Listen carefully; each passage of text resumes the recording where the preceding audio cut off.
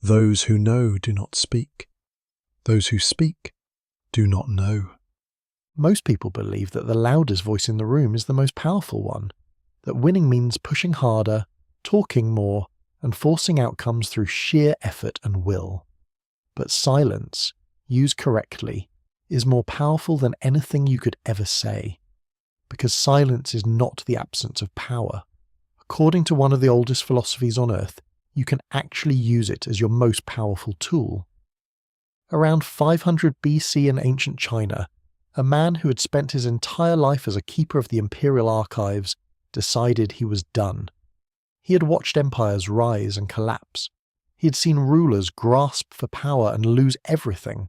He had observed human beings spend their entire lives fighting, forcing, and clawing toward outcomes that dissolved the moment they arrived. And he had come to a conclusion so radical, so completely at odds with everything the world around him believed, that he could not stay silent about it any longer. His name was Lao Tzu, and as the story goes, when he finally decided to leave civilization behind and ride west into the wilderness, a gatekeeper stopped him and asked him to write down his wisdom before he disappeared forever. What Lao Tzu produced in response was one of the most read, most translated, and most quietly revolutionary texts in human history. 81 short verses, 5,000 Chinese characters, a book called the Tao Te Ching. And at the center of everything it said was an idea so deceptively simple that most people read it and immediately underestimate it. The idea was this: there is a natural order to everything, a current that runs through all of existence, and the wisest, most powerful, most effective thing a human being can do is learn to move with that current rather than against it. Not by being passive, not by giving up, but by becoming so attuned to the natural flow of things that your actions require almost no effort at all. Like water finding its way downhill, not forcing, not fighting, simply moving in the direction that everything is already pointing. He called this the Tao, the Way, and the practice of living in alignment with it he called Wu Wei. Wu Wei is one of those concepts that loses something in translation.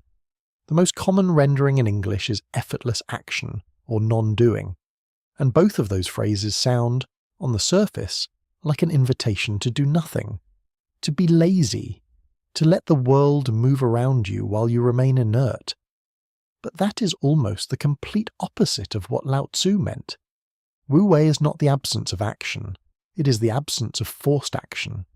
It is the difference between a person who moves through the world, fighting every current, exhausting themselves against resistance that was never necessary, and a person who reads the situation so precisely, so patiently, that when they do move, everything yields, not because they forced it to, but because they moved at exactly the right moment, in exactly the right way, with exactly the right amount of effort.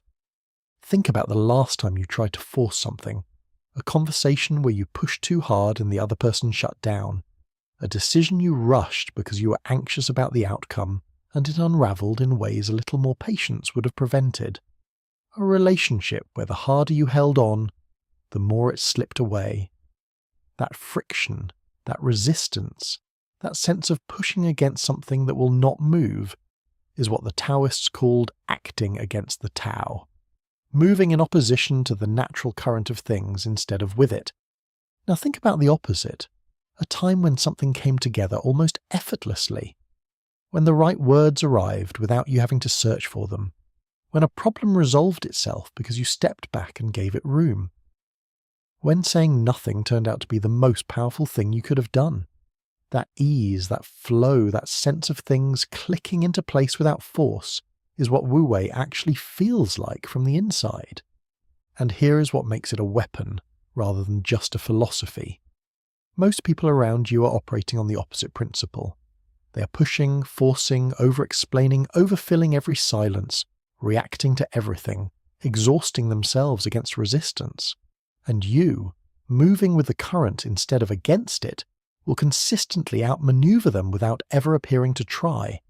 Lao Tzu's most powerful metaphor for Wu Wei was water, and it is worth sitting with this image longer than most people do, because it contains more practical instruction than it first appears to.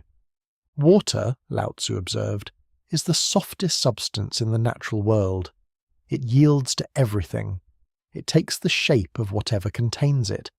It does not argue with the landscape. It does not force its way through solid rock. And yet, given enough time, water will carve through anything. The Grand Canyon was not blasted open. It was worn down, slowly, patiently, persistently, by something that never once tried to be powerful. It simply moved in the direction it was already moving, and the resistance eventually gave way. This is the nature of true power according to Taoism. Not the explosive, visible, effortful power that most people chase, but the quiet, patient, persistent power of something that never forces and never stops. Water does not announce itself. It does not demand attention. It does not raise its voice. It simply finds the lowest point and moves toward it, and nothing in nature can permanently stop it. Now bring that image into your own life. Where are you currently trying to blast through something that would yield to patience? Where are you raising your voice in a situation that would respond better to silence? Where are you exhausting yourself against resistance that would dissolve on its own if you simply stopped pushing and started flowing? Because the Taoist understanding of power is not about being passive, it is about being precise. Water does not waste energy on resistance. It moves around it, under it, through the smallest available opening. And by the time the obstacle realizes what has happened, the water is already on the other side.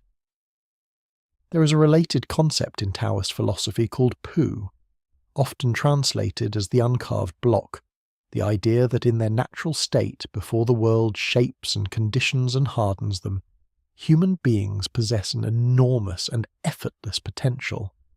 Like a block of wood before a sculptor touches it, which contains within it every possible form. The uncarved block is not nothing.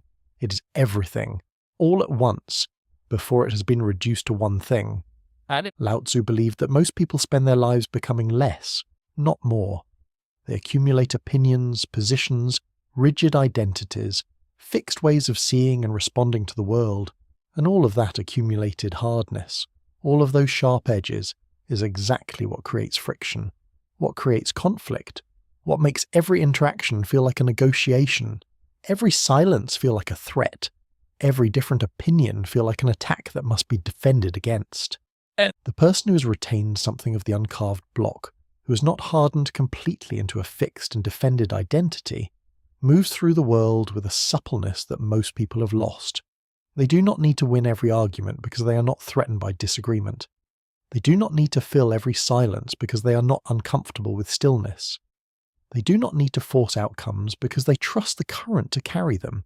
Ask yourself honestly. How much of your daily energy goes toward defending a version of yourself that you have decided you are? How much friction in your life is created not by the situations themselves, but by the hardness you bring to them? How much would change if you approached more of your interactions the way water approaches an obstacle, not with force, but with patient, quiet, effortless persistence? This is where Wu Wei moves from philosophy into something you can actually practice. And the most immediate and accessible place to practice it is in the one area where most people have the least discipline. Silence. Specifically the kind of silence that is not absence, but presence. Not the silence of someone who has nothing to say, but the silence of someone who has decided that what they have to say does not need to be said right now, or at all. In almost every social and professional situation, the person who speaks least is the one whose words carry the most weight, not because silence signals intelligence, although it often does, but because silence, strategically held, creates a vacuum, and human beings are psychologically compelled to fill vacuums. The person who can sit comfortably in silence while everyone around them rushes to fill it holds a disproportionate amount of power in that room. They are watching, they are reading the current, they are waiting for exactly the right moment to move, and when they do move, it lands with a weight that no amount of constant talking ever achieves. Lao Tzu wrote that those who know do not speak, and those who speak do not know. This is not a literal instruction to say nothing forever. It is an observation about the relationship between genuine understanding and the compulsive need to demonstrate it. The person who truly understands a situation rarely needs to perform that understanding for an audience.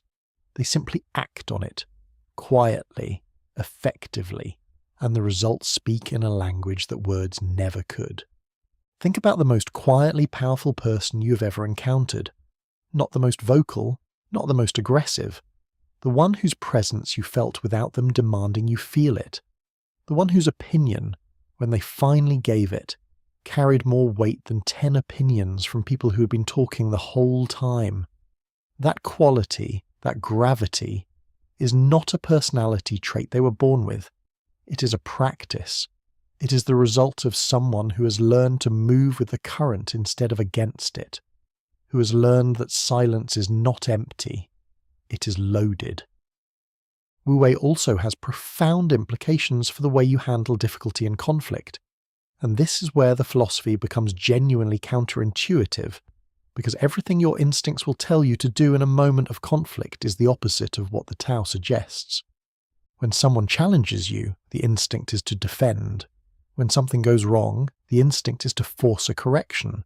When a situation feels out of control, the instinct is to grip tighter. But Lao Tzu observed that these instinctive responses almost always amplify the problem rather than resolve it. Defense escalates conflict. Forcing a correction creates new resistance. Gripping tighter accelerates the loss of control. The Taoist response is disorienting in its simplicity. Yield.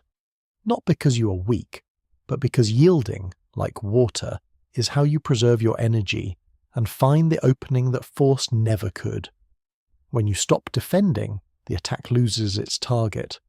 When you stop forcing, the resistance loses its purpose. When you release your grip, you stop being in opposition to the current and start moving with it again. This does not mean you become a person who accepts everything and pushes back against nothing. Lao Tzu was not describing passivity. He was describing a form of engagement so precise and so well-timed that it expends almost no energy while producing maximum effect. A skilled practitioner of Wu Wei does not react to everything. They observe, they wait, and when they act at the exact moment when the least effort produces the greatest result. There is a story that captures this perfectly. A student approaches a Taoist master and asks how to deal with a powerful and aggressive enemy. The master takes the student to a river and points to a large rock in the middle of the current. The river does not fight the rock, he says. It does not go around it out of fear. It simply moves in every direction the rock allows, and in doing so it never stops moving forward. Eventually the rock will not be there. The river will still be. That image contains the entire practical teaching of Wu Wei. You do not need to destroy every obstacle.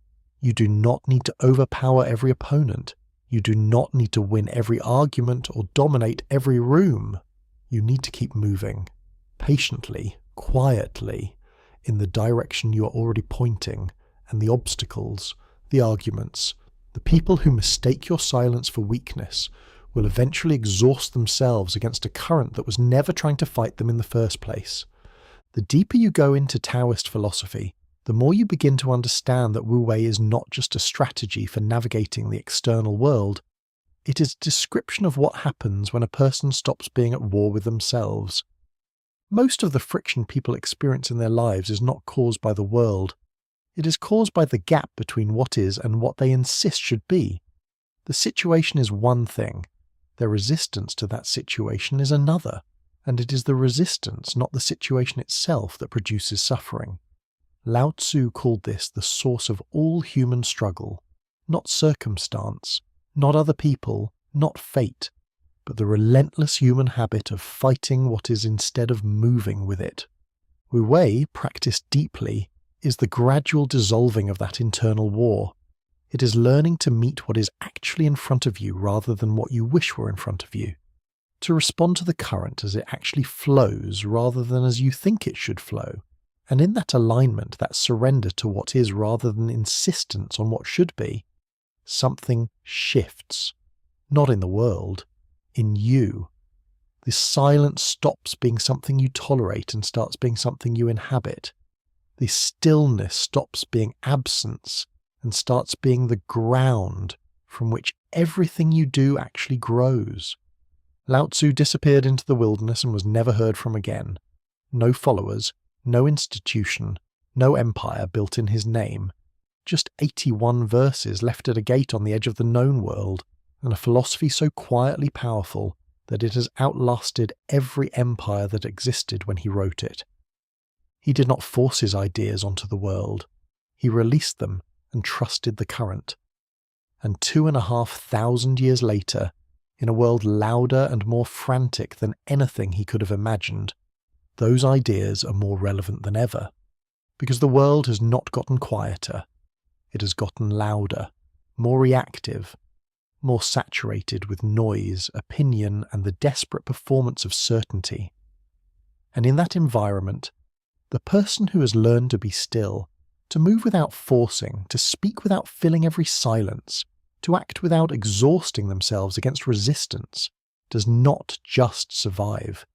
They become the eye of the storm, completely calm, completely present, and completely untouchable.